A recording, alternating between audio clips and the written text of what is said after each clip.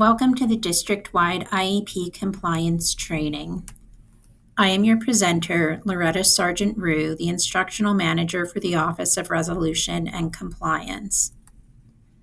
Today, we will be talking about documenting and monitoring instruction associated with IEP goals, methods of tracking progress toward annual IEP goals, documenting and monitoring related services, the reevaluation process, and implementing IEPs with fidelity. Monitoring IEP goals is important as it can help educators evaluate the effectiveness of their instruction and intervention strategies. They can identify which strategies are working, which ones are not, and make any necessary adjustments to ensure the best possible outcomes for students. This process helps ensure the IEP is being implemented with fidelity.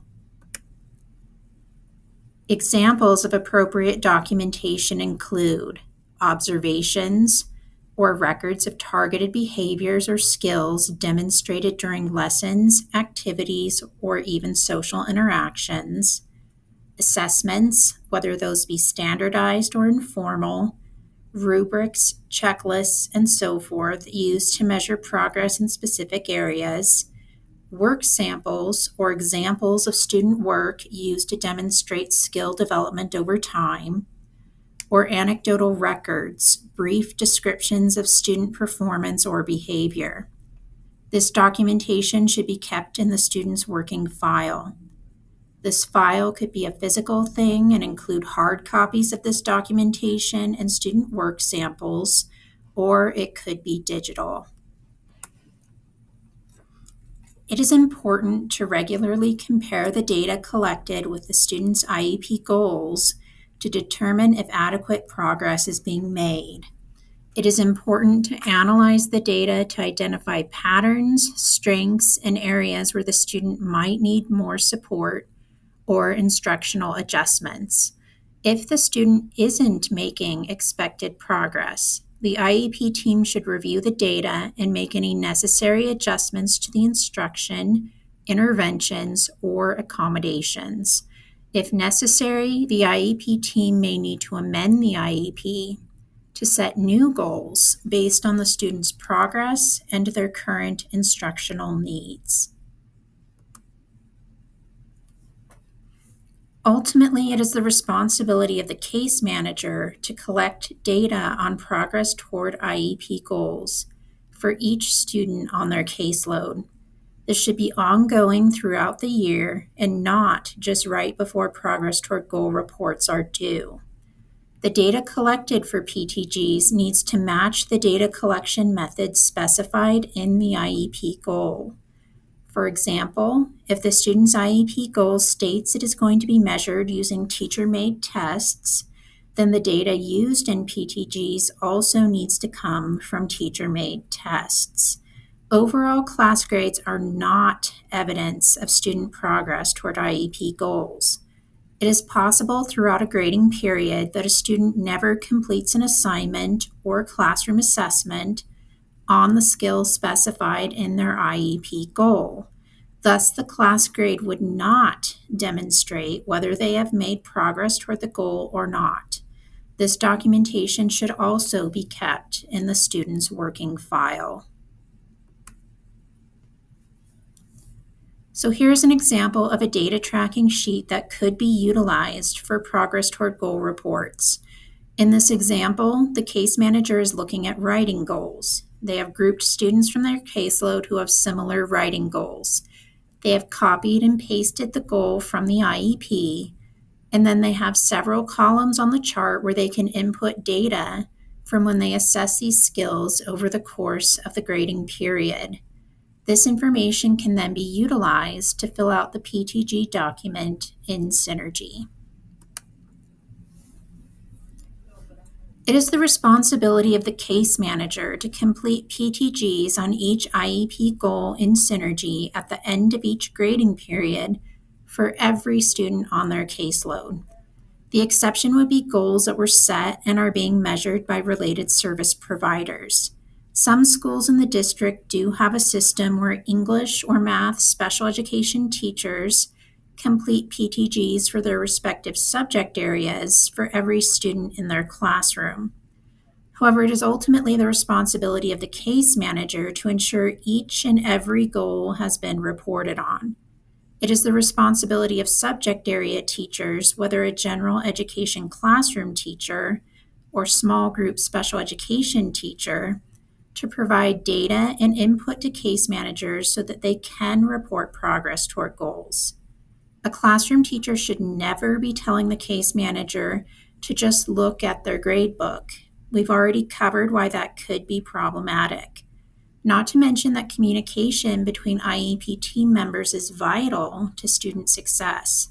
We should not be encouraging and cultivating a system where IEP team members do not regularly communicate with one another in order to ensure student progress. It is the responsibility of the case manager to send PTGs home to parents of each student on their caseload using their school Gmail account. And it is the responsibility of the case manager to document PTGs were sent home to parents on the special education student contact log. PTGs must be completed, sent to parents, and logged in Synergy within 5 business days of the end of the grading period. For elementary schools, that is 3 times per year at the end of each trimester. For middle school and high school, that is 4 times per year at the end of every quarter. Here's an example of what the PTG document looks like in Synergy. The case manager is going to determine the progress code based on the data they have collected over the course of the grading period. They will enter a score based on the data they have collected. It is important to note that the same criteria needs to be used that is used in the actual IEP goal. For example, if the IEP goal uses a percentage, then the score for the PTG also needs to be a percentage. If the IEP goal states something like 3 out of 5 opportunities, then the PTG needs to use X out of 5 opportunities. In the comments section, the case manager needs to provide a brief narrative on how the student is progressing towards this goal. It is important to be specific and elaborate on the progress code that was chosen. For example, if this case manager gave the student a 3, then it is important to explain why and explain what new instructional strategies will be implemented in order to help this student make progress. It is the responsibility of the case manager to manage all of the special education services for all of the students on their caseload. The case manager must ensure implementation of each student's IEP, including any related services indicated on the IEP service schedule and activities indicated in the PWN. Of course, related service providers are going to be keeping their own records of services provided to students in the Max Capture system. But case managers also need to be keeping records that related services are being provided, when applicable, for every student on their caseload. This record should also be kept in a student's working file. Here's an example of what a related service log could look like. So you have a student name here. This student is receiving speech for 30 minutes per week. So this log just includes basic information, date of the service, what the related service is, the duration, and any comments. So in this particular example, the student went to speech on 8/25 for their 30 minutes per week.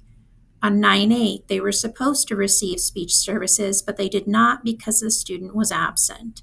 On 9/15, they were supposed to receive speech services, but they did not because they refused to go with the speech therapist. And then, as is increasingly common with telehealth services, on 9/22, they were supposed to receive speech services, but there were technical difficulties with the teletherapist, so it didn't occur. Just keeping track of this basic information can be an early warning that a student is not receiving the services outlined in their IEP, and then we can all work together to fix it in a timely manner.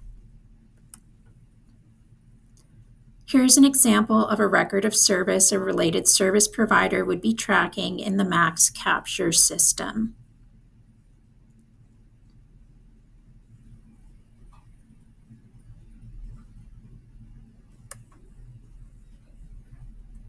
A reevaluation with or without testing occurs every 3 years or sooner if needed or requested by a member of the IEP team, which does include the parents. This step is used to determine if the student continues to meet the 2 prongs of eligibility. So we are redetermining, does the student continue to meet criteria? And does the student continue to demonstrate a need for special education services? In preparation for a reevaluation, a READ, or review of existing evaluation data, needs to be completed directly following the second annual IEP review after an evaluation has been completed. It is the responsibility of the case manager to complete and submit the READ to the quality assurance diagnostician. Synergy will not inform the quality assurance diagnostician that a READ has been completed. Thus, it is the responsibility of the case manager to directly inform the quality assurance diagnostician that a READ has been completed so that they can complete their part of this process.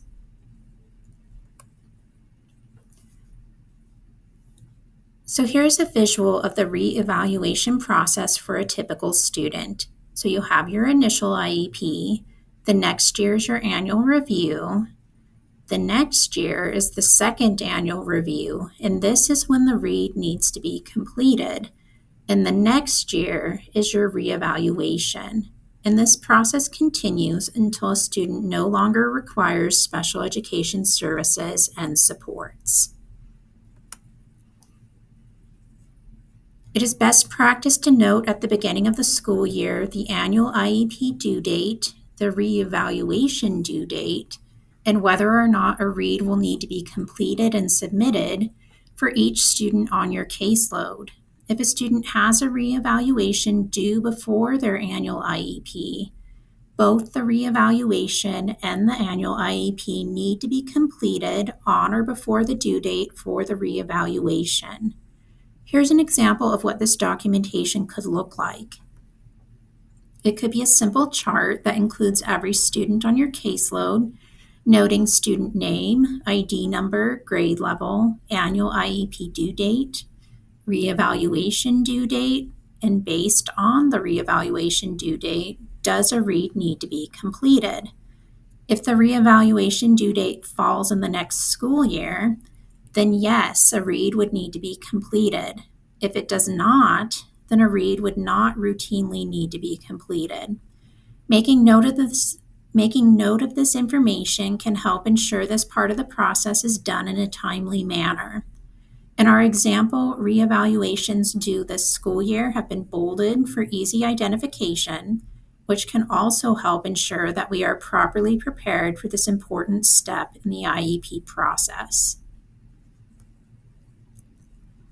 It is ultimately the responsibility of the case manager to ensure the IEP of each student on their caseload is being implemented with fidelity.